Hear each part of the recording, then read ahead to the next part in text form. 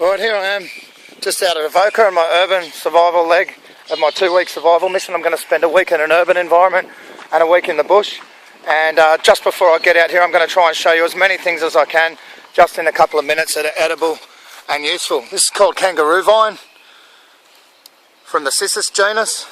And when you get these vines really thick, you can actually draw water out of them. Just cut them into about a meter's length and hang them upside down, and they're really good tucker.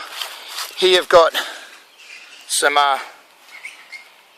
sheep sorrel, it's called, from the Rumex genus, which is perfectly edible.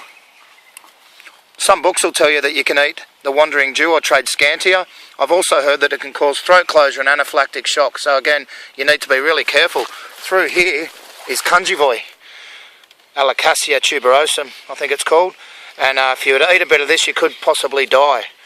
Okay, the Kooris the Aboriginal people in Australia used to eat the roots of this after a lot of preparation, and the leaves can be used as an earache medicine. This is sandpaper fig, or Ficus coronata, talking about the crown-like fruit that it gets. And you can use that for filing your nails or fixing your weapons up. You can hear that, and it gets really tasty figs on it about every couple of years. Let's see what else I can find. This is cranespill, or native geranium. You can pound these up and use them to stem bleeding if you've got a really bad cut. They're a powerful coagulant. I've heard you can eat the carrot-like roots, but I've never found one worth eating, and I've had a fair bit of experience in checking these sort of things out. Of course, paper bark is really handy for making shelters, mattresses. I've made a mattress out of that before, which was really good. You've got the morning glory from the passiflower family. You don't eat this one. Okay, it's just a bit of plant ID. There, it's an introduced passion fruit plant.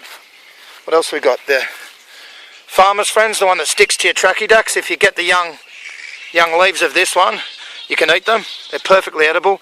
A lot of people think it's an introduced plant from South America, but it's actually native to Australia. Joseph Banks drew it in 1770 in Solander Bay and identified it as Biden's pilosa, an actual native. We've got another one which is related to the Rumex family, turkey rhubarb, which has got a nice sour taste. But you need to be really careful in these situations. I asked some of the people in the local area whether they spray poisons in this area, and just looking at the area, they don't. Just as I've said this, the bats are going off above me, that in a survival situation, these guys would be fair game. And there's thousands, literally thousands of them in this area. I've eaten them with traditional people before where they had permission to do it, and they're very tasty, but I'll certainly be leaving them alone on my survival mission.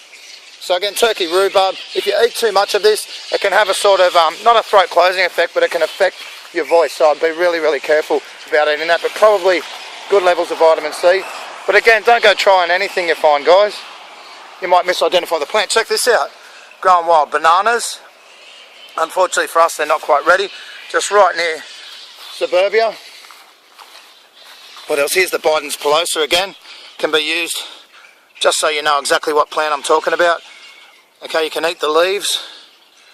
You can also, in China they use it to treat conjunctivitis and earaches. I've used it to treat conjunctivitis before. It was really good. In Africa they make a strong dish out of it, and they use it to treat arthritis and gout and things like that, rheumatic problems.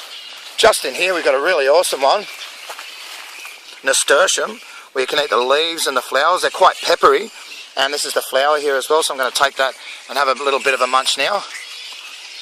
And it's an introduced plant, but I'm not going to discriminate against it. It's an absolute beauty.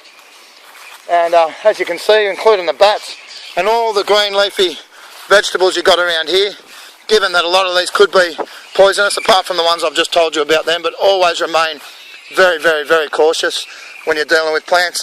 Last but not least, I've spotted this one over here. This is our common silk pod, and I've never read anywhere that these are edible when they're young or anything else, but I was told by an Aboriginal elder once that they're edible when they're young. They're from the Asclepiadaceae genus, and just one of the tuckers you got around here. Not too bad.